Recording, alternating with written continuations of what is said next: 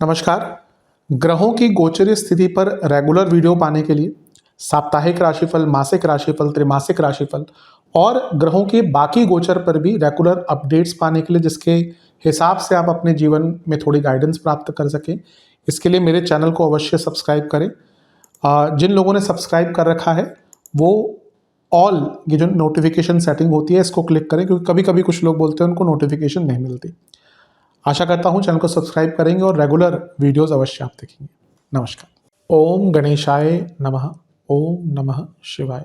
मैं निखिल ज्योतिष आचार्य आप सभी का मेरे चैनल पर पुनः स्वागत करता हूं। आशा करता हूं कि आप सभी स्वस्थ होंगे। महादेव की कृपा आप सभी पर सदैव बनी रहे। ये वीडियो वृश्चिक यानी कि स्कॉर्पियो के लिए बहुत विशेष है, क्योंकि यह वीडियो है 2 मार्च से 8 मार्च 2026 के साप्ताहिक राशिफल के बारे में।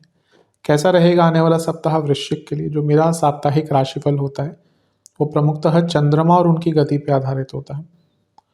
चंद्रमा एक बहुत विशेष ग्रह है। हर ग्रह विशेष है, लेकिन चंद्रमा की विशेषता अपनी ही जगह पे है। लेकिन जब हम साप्ताहिक राशिफल की बात करें तो पहला तो उनकी तेज गति, फिर मन का कारक होना और फिर उनकी क्वालिटी कि वह जिस भी भाव राशि ग्रहादि के साथ संबंध संपर्क साधते हैं उनको बहुत एक्टिवेट कर देते हैं। इन सभी कारणों से चंद्रमा का जो गोचर होता है वो बहुत विशेष होता है। चंद्रमा के गोचर के कारण हमारे मन, मस्तिष्क, विचार, स्वभाव, सोचने के तौर तरीके, दृष्टिकोण, हर चीज़ पर डायरेक्ट इम्पैक्ट पड़ता है। और इसको समझने के लिए साप्ताहिक राशिफल बहुत विशेष होता है। इस अंधकारमय जीवन में ज्योतिष एक मात्र विद्या है जो हमें थोड़ा सा सहारा देती है, गाइड करती है। भले ही ये राशिफल बहुत सामान्य आधार पर दिए जाए, लेकिन एक जनरल गाइडेंस के लिए बहुत उपयोगी होते हैं। यदि आपकी लग्न राशि या चंद्र राशि वृश्चिक है, दोनों ही देख सकते हैं गाइडेंस के लिए। जहाँ से आपको सूट और लेट ज़्यादा करता है वहाँ से देखिए। व्यक्तिगत तौर पे मेरा मानना है लग्न से देखेंगे तो अच्छा, इनकेस नहीं पता है तो चंद्र राशि से भी इसको देख सकते हैं। शुरू करते हैं इस अत्यंत महत्वपूर्ण राशिफल का। चंद्रमा आपके 10वें भाव में आ जाएंगे, यानी कि सिंह में। ये होगा 2 मार्च को सुबह 8 बजे और 4 मार्च दिन के 2 बजे तक चंद्रमा यहीं पर रहेंगे। चंद्रमा का 10वें भाव में आना एक प्रकार से काफ़ी अच्छा माना जाता है। यहाँ पे केतु हैं, ग्रहण दोष है और बहुत इम्पैक्ट है, इसलिए थोड़ा केयरफुल भी रहिएगा। पहला तो देखिए कि वो नवम के स्वामी है और केतु के साथ बैठ गए। ये इंडिविजुअली तो अच्छा है 10वें घर में चंद्रमा का ना, लेकिन केतु के साथ बैठना, ग्रहण दोष, ये बॉसेस से मतभेद दिखाता है, घर के बड़ों से मतभेद दिखाता है। फिर अगले दिन यहाँ पे ग्रहण भी लग रहा है, चंद्र ग्रहण। एक तो ग्रहण दोष की हमने बात करी, फिर खगोलीय घटना, फिर केमद्रुम योग है। इतने ग्रहों का प्रभाव है, जिसमें मंगल का प्रभाव भी है जो लग्नेश है लेकिन छठे घर के स्वामी भी है। ये दिखाता है कि पर्सनल लाइफ, प्रोफेशनल लाइफ में बहस हो सकती है। बुध का प्रभाव है जो अभी वक्री है, जो अष्टमेश है। कुछ लोगों के जॉब जाने के योग भी यहाँ पर बन सकते हैं। बहुत केयरफुल रहेगा। अगर आपकी कंपनी में हालात खराब हैं, थोड़ा प्रॉब्लम जॉब में आ सकती है इस हफ्ते। सूर्य का प्रभाव भी जो दशमेश है, लेकिन क्योंकि उनका प्रभाव चंद्रमा पर है तो ये पूर्णिमा योग भी बन गया और चंद्रमा की सेंसिटिविटी और बढ़ गई। और राहु केतु के बीच में तो फंसे ही हुए हैं। तो ये हफ्ते का शुरुआती भाग बहुत केयरफुल रहना है। यहाँ पर जितना सरलता से जीवन को व्यतीत कर सकते हैं उतना आपके लिए अच्छा है। बहस अवॉइड कीजिएगा और चीज़ों को बहुत सिंप्लीफाई रखिएगा। थोड़ा कष्टकारी टाइम है। जॉब जाने के योग जैसे मैंने कहा कुछ लोगों के बन रहे हैं। अब कई लोगों की जॉब जा भी रही है रिसेंटली, क्योंकि बहुत कुछ बदल रहा है। लोग एआई के कारण टेक्निकल जगहों पे कहते हैं जॉब जा रही है। अभी रिसेंटली एक कंपनी ने, फाइनेंस कंपनी ने भी बहुत लोगों को का ले ऑफ करा है। तो अभी कुछ टाइम के लिए अगर मैं मंडेन लेवल पे भी कहूँ तो अगले 1.5 साल तक कैसा चलेगा। अगले साल के मध्य से फिर चीज़ें थोड़ा सा, क्योंकि एक नया ऑर्डर बनना शुरू होगा in terms of jobs and all, पर अगला 1.5 साल जॉब्स के लिए बहुत अच्छा नहीं है। नवांश कुंडली कह रही है कि थोड़ा एक्सेप्टेंस रखिए, गलती होती है तो मान लीजिए, लड़ाई मत कीजिए। दशांश कुंडली कार्य क्षेत्र में अपना पर्सपेक्टिव क्लियर रखिएगा। बिजनेस की जहाँ तक बात है, एक्सप्लोर कीजिए नए ऑप्शंस को। Love life, choice of words बहुत इंपॉर्टेंट है रहेंगे। वैवाहिक जीवन डोमिनेट मत करिएगा। स्टूडेंट्स, आपको थोड़ा सा ना अपना एक्स्ट्रा करिकुलर टाइम बिताना चाहिए। अगर एग्ज़ाम वगैरह नहीं आ रहा, थोड़ा सा टाइम ऑफ लीजिए। कभी कभी हम एक ही चीज़ में इतने लिप्त हो जाते हैं तो हमारे माइंड को एक ब्रेक चाहिए होता है। हमें लगता नहीं है, बट माइंड को एक ब्रेक चाहिए होता है। सेहत की जहाँ तक बात है तो गले की प्रॉब्लम, बोन्स, हड्डियों की प्रॉब्लम, ब्रीदिंग इश्यूज, इन्फेक्शन। सर्वाष्टक में आपका धनस्थान वाली है, कोई पैसा अगर फंसा हुआ था तो वो आ सकता है। 4 मार्च दिन के 2 बजे चंद्रमा आ जाएंगे आपके 11वें घर में यानी कि कन्या में, और 6 मार्च रात के 11 बजे तक यहीं पर रहेंगे। चंद्रमा का 11वें घर में आना एक प्रकार से काफ़ी अच्छा माना जाता है। हफ्ते के शुरुआती भाग के तुलनात्मक तौर पर तो ठीक है।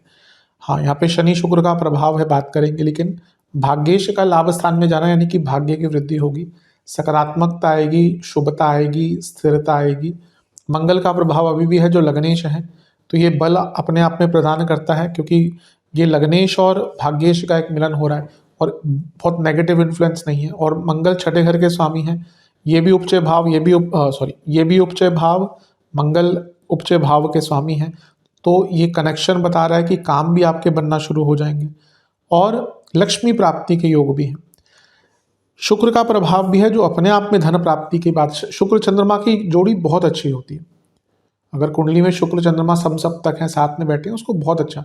ऑब्वियसली देखिए, एक होता है योग, फिर मैं कई बार इस चीज़ को समझाता हूँ कि कुंडली ओवरऑल, हर कुंडली में राजयोग होते हैं, पर उसकी क्लासिफिकेशन, उसका पोटेंसी और प्रारब्ध। कोई भी ज्योतिषी अगर ये बोलता है ना कि वो 100% बता देगा, भैया भगवान ही है वो। ज्योतिष में प्रारब्ध का भी बहुत बड़ा रोल होता है। एक ही जगह पे पैदा हुए लोग, हो सकता है अपने अपने लेवल पे बहुत अच्छा करें, पर हो सकता है एक व्यक्ति अपने गांव का सरपंच बन जाए और उसी योग के या उसी कुंडली के साथ पैदा हुआ व्यक्ति प्रधानमंत्री बन जाए। तो वो जो चीज़ डिफर करती है, हाँ दोनों की कुंडली में राजयोग हैं, दोनों अच्छे पद पर पहुंचे, लेकिन एक व्यक्ति अपने गांव का सरपंच बना, वो भी बड़े पद पर पहुंचा, लेकिन अपने सिनेरियो के हिसाब से, और दूसरा व्यक्ति प्रधानमंत्री या कोई बड़ा मंत्री बन गया, वो भी। और ये चीज़ें कहाँ कौन डिसाइड करता है? प्रारब्ध। तो हर चीज़ नहीं बता सकता कोई भी ज्योतिषी, जो क्लेम करता है वो भगवान ही है। मैं तो हमेशा से कहता हूँ ज्योतिष का काम गाइडेंस का होता है। तो यहाँ पे अगर हम बात करें तो शुक्र चंद्रमा का जो प्रभाव है बहुत अच्छा है, बहुत विशेष है। धन प्राप्ति के लिए बहुत सुंदर है, बदलाव के लिए बहुत सुंदर है, लेकिन शनि का प्रभाव भी है तो ये विषदोष बनाता है। थोड़ी सी ना, मे बी रिसेंटली कुछ आपके साथ हुआ हो, कोई बुरा प्रभाव रहा, कोई बुरा इन्फ्लुएंस या बुरा कोई एक्सपीरियंस, उसको लेकर थोड़ा उदास रहेंगे। नवांश कुंडली बता रही है कि अपने जीवन में कुछ नई चीज़ों को ऐड कीजिए जो आपको प्रैक्टिकल और यूजफुल बनाए। दशांश कुंडली कार्य क्षेत्र में अटके काम पहले कर लीजिएगा। बिजनेस में कुछ बड़ा काम मिलने की उम्मीद है। लव लाइफ थोड़ा अच्छा माहौल रखिएगा, क्योंकि थोड़ा गमगीन माहौल रहेगा। वैवाहिक जीवन, मन में कोई बात है डिस्कस कीजिए। ओपन डिस्कशन, फुल डिस्कशन की रिक्वायरमेंट है। स्टूडेंट्स, अपने ऊपर विश्वास बढ़ाइए, ये कम थोड़ा होता हुआ दिख रहा है। सेहत की जहाँ तक बात है, इन्फ्लामेशन, नसों की प्रॉब्लम, हार्मोनल डिसऑर्डर। सर्वाष्टक में आपका लग्न भाव बली है, ये अपने आप में अंकित कर रहा है कि हफ्ते का ये जो भाग है, ये कुछ बड़ा करने के मौके खुल सकते हैं। 6 मार्च रात के 11 बजे चंद्रमा आ जाएंगे आपके 12वें घर में यानी कि तुला में, और सप्ताह के अंत तक यहीं पर रहेंगे। ये थोड़ा फिर से ऐसा समय आ गया जहाँ पे थोड़ी संवेदनशीलता बढ़ जाएगी, क्योंकि केमद्रुम योग तो पूरे हफ्ते है। अब उसमें चंद्रमा 12वें घर में चलेंगे। अच्छी चीज़ है कि 12वें घर के स्वामी नवम के स्वामी 12वें में आध्यात्मिक दृष्टिकोण से अच्छा होता है, धार्मिक दृष्टिकोण से अच्छा होता है। जो लोग विदेश से संबंधित काम करना चाहते हैं, कुछ वीज़ा का काम अटक रहा था, इमिग्रेशन का काम अटक रहा था, अब ऑलरेडी विदेश में है, आपका कोई काम अटक रहा था, लाभ मिलेगा। लेकिन 12वें घर के चंद्रमा, ऊपर से गुरु की दृष्टि जो 8वें घर से बैठे हैं, आठवें घर में बैठे हैं, ऊपर से राहु की दृष्टि, तो ये 4-8-12 का मिलन हो गया। 4वें से 8वें से 12वां, ये बहुत सडन डिटैचमेंट लगेगा आपको ना, बहुत चीज़ें गमगीन लगने लगेंगी, आपको लगेगा कोई अपना नहीं है। ऐसा सबके साथ होता है, किसी के साथ नहीं होता कि आपके साथ हो या क्या दूसरों के साथ नहीं होता। हर व्यक्ति कभी कभी ऐसे फेजेस से जाता है, क्योंकि चंद्रमा मन है ना, चंद्रमा, तभी मैं कहता हूँ चंद्रमा का गोचर, जिसको ज्योतिष समझना है वो कभी कभी अपनी कुंडली उठा के चंद्रमा के गोचर को ही समझ ले, बाकी इतने दुनिया भर के रूल्स ना समझे। देखिए भैया, मैं जिस दिन मेरा को, और बहुत अच्छी चीज़ मुझे लगती है कि एटलीस्ट जो मेरे वीडियोस देखते हैं और जो कंसल्टेशन लेते हैं, वो एटलीस्ट थोड़ा अप्लाई करते हैं। बहुत अच्छा लगता है सुनकर जब कंसल्टेशन में कि हाँ, अब मैं देखता हूँ, अभी रिसेंटली किसी से बात हो रही थी, मैं देखता हूँ कि मेरे चंद्रमा 6-8-12 में जब जाते हैं तो मैं कुछ ऐसी चीज़ें नहीं करता जो बहुत सेंसिटिव होती हैं, या फिर मैं अपने मानसिक सेहत का ध्यान देता हूँ।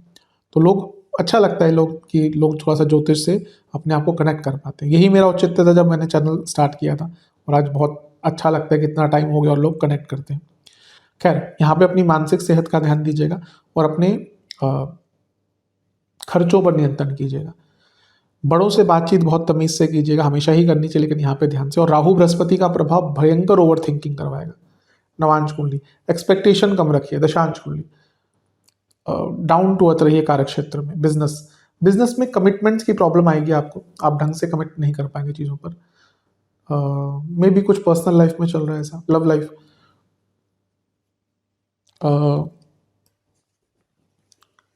आई थिंक मे बी आप बहुत गिविंग हैं, जिसमें कोई दिक्कत नहीं है, पर थोड़ा सा सोचिए क्या ये रेसिप्रोकेट होता है। अगर नहीं तो इसके लिए कुछ करना चाहिए आपको। वैवाहिक जीवन, ट्रस्ट इश्यूज, स्टूडेंट्स, पुरानी चीज़ों से निकलिए पहले, तभी आगे बढ़ पाएंगे। जहाँ तक सेहत की बात है, जिनको हृदय संबंधित कुछ रोग हैं, पैरों के रोग हैं और स्लीप डिसऑर्डर्स हैं, उनकी दिक्कत थोड़ी बढ़ सकती है।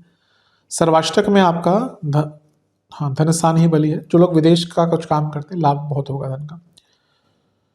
उपाय के स्वरूप में बजरंग बली की एक बार आरती कीजिए कपूर के साथ। कपूर पर एक इलायची का दाना रख लीजिएगा, और हो सके तो हलवे का भोग लगाइए महाबली को। आशा करता हूँ वीडियो काम आएगी। चैनल पर नए सब्सक्राइब कीजिए, वीडियो को लाइक कीजिए। मिलता हूँ अगली वीडियो में, तब तक के लिए ओम नमः शिवाय।